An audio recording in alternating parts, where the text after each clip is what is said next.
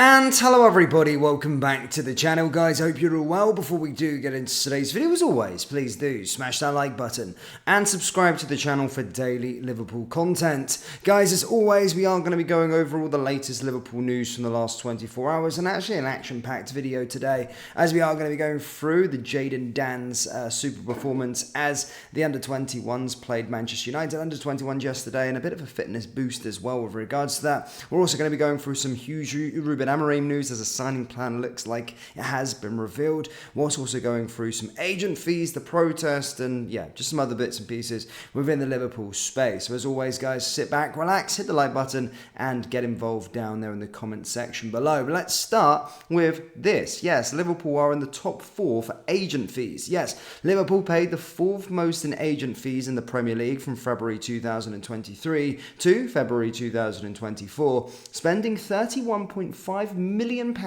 on agent fees as published by the FA. Chelsea, which spent 75.1 million, Man City 60.6 million, and Manchester United 34.1 million were the only clubs to spend more, with the Blues staggering figure and accounting for almost a fifth of the total paid by the entire league, which was £409,592,929. The Reds' money went towards their summer signings, contract renewals, academy scholarships and registrations. The club's figure is slightly less than last year's, when they spent the third most of any club with £33.69 million. Now, this doesn't really surprise me. Any top club at this moment in time are going to be paying a lot with regards to agent fees. Agents become such a big thing within football in this sort of modern era. So yeah, not too surprised with regards to us paying that much in agent fees over the last year period, considering how many contract renewals we've actually made and considering how many signings we did make over the summer as well. But yeah, a very interesting one there, how much you do end up paying with regards to agents and those kind of things. Now, yesterday, guys, we spoke about, or we touched upon the protests that were currently ongoing on Thursday, of course, at Anfield due to the sort of increase in ticket prices, and also reported to you that Paul Joyce has stated that peace talks will start to commence between the Liverpool board and the supporters groups, looking to try and find a middle ground and looking to try and find an answer with regards to it. As stated, we can't have what that situation was on Thursday. It was very, very flat and shows the power of the 12th man, and yeah, we need to try and iron that out very, very soon. And as stated, hopefully both parties will come out happy with regards to it. Now, Ruben Amorim. Yes, Ruben Amorim, of course, is the talk of the town at this moment in time. Lots of updates with regards to him constantly emerge, and whilst we haven't really got an update with regards to you in terms of news linking him to the club, it does look as though a signing plan has been revealed, and Portuguese reports are stating that Ruben Amorim could look to bring 3 Sporting Club de Portugal players with him. Now, one that we've always talked about a lot on the channel is Gonçalo Inácio, is a potential player. Obviously plays as that left-sided centre-back. That left-sided centre-back is someone that we need this summer regardless. If Ruben Amorim was going to be joining, just due to other players going to be leaving, Joel Matip leaving and these kind of things, a left-sided centre-back was always going to be a target. And Inácio has always been linked to the club, actually, funnily enough. Very young player, fits our sort of recruitment strategy. However, Ousmane Diomande is another player who plays in that sort of 3-4-3 formation for Ruben Amorim, and he's also being linked to the football club as well, and that right-sided centre-back position. And again, I can buy into this one, of course, because, well, you know, it was said last summer after our rebuild in the midfield, Paul Joyce did come out and say that, well, we are going to be focusing heavily on the same exact sort of rebuild that we had last summer with regards to the midfield to a rebuild this summer with regards to the defence. So we could probably see 1 or 2 different players coming in through the door, but Ousmane Diomande and Gonçalo Inácio are 2 players that are being linked, and according to reputable Portuguese sources, could follow Ruben Amorim. However, he isn't the only one from Sporting Club de Portugal that could follow Ruben Amorim, with Morton Humond also being linked as well. Obviously, he plays in the midfield. But yeah, this one is coming from a fairly decent source without Portugal, and stating that we could bring as much as 3 players from Sporting with Ruben Amorim to, of course, Liverpool. Now, Again, it does probably make sense. I do have a feeling that we are going to probably make at least one signing from Sporting Club de Portugal this summer. I just feel like the Gonçalo Inácio one has it written in the stars, especially if we do get him, because he's that perfect player in terms of can play that left-sided centre-back role. He's a player that knows his system very, very well, young and all those kind of things, and has a massive ceiling when it comes to football. So I wouldn't be surprised with regards to Inácio. Diomande, again, a young centre-back as well, but I don't think we necessarily need a new midfielder unless obviously somebody goes out the door this summer. I can't imagine us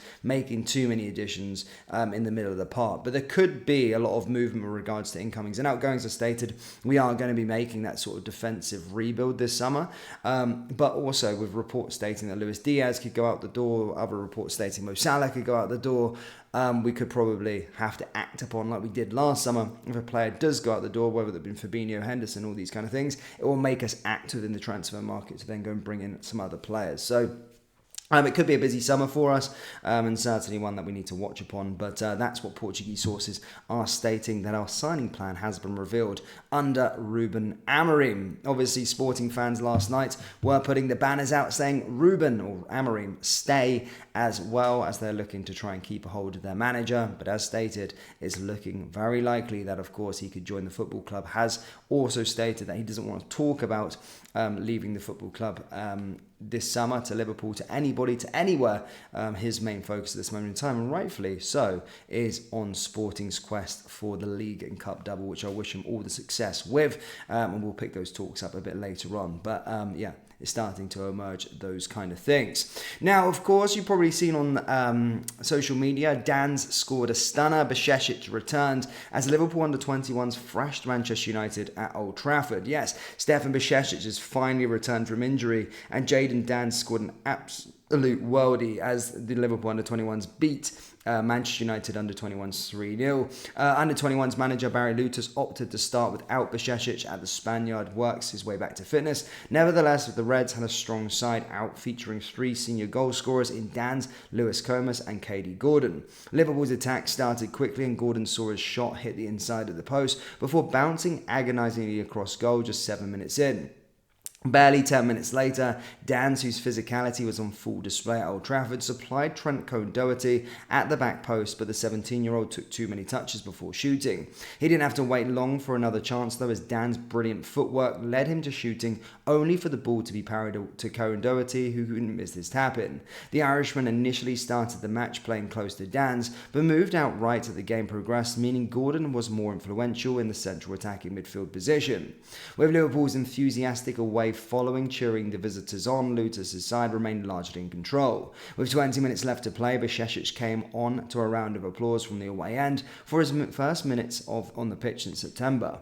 The 19-year-old replaced Cohn-Doherty, while Isaac Mabea also made his return from injury, taking over the terrace miles at fullback. It was Gordon who got the second with a brilliant strike from outside the box after Bešečić had won the ball back for the Reds. Next up, it was Dan's time to shine as he showed incredible awareness to control the back heel the ball beyond the Manchester United goalkeeper while under pressure from two defenders. Picture Sadio Mane's 2019 goal against Watford. It was a finish that proved his first team credentials and was applauded when he departed soon after. He was replaced by Harvey Blair, and Kumas went off for Friendolf. The only negative of the night came when Mbaye was forced off with another injury after minutes coming on.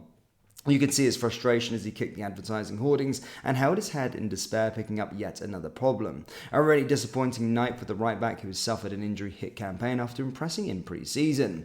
But yeah, again, a great goal by Jaden Dan. It's great to see Stefan Bešečić coming back as well. Obviously, he had a really, really torrid time at this moment of this season, and certainly a player that hoping can take that level up going forward. But yeah, Liverpool fans, that's all I've really got for you guys. Do let me know your thoughts on the upcoming transfer window. Do you think we'll go to Sporting Club de Portugal and sign 3 players? Do you think we'll be shopping at other markets? And how many players do you think will be coming in this summer? And how many players do you think will be going out this summer? As stated, let me know down there in the comment section below. That brings us to the end of today's video. As always, please do smash that like button and subscribe to the channel for daily Liverpool content. Remember to check out the channel's official clothing store by going down into the link in the description or going to clopp@clothing.com. Thank you guys, and I'll see you all next time. Take care. Peace.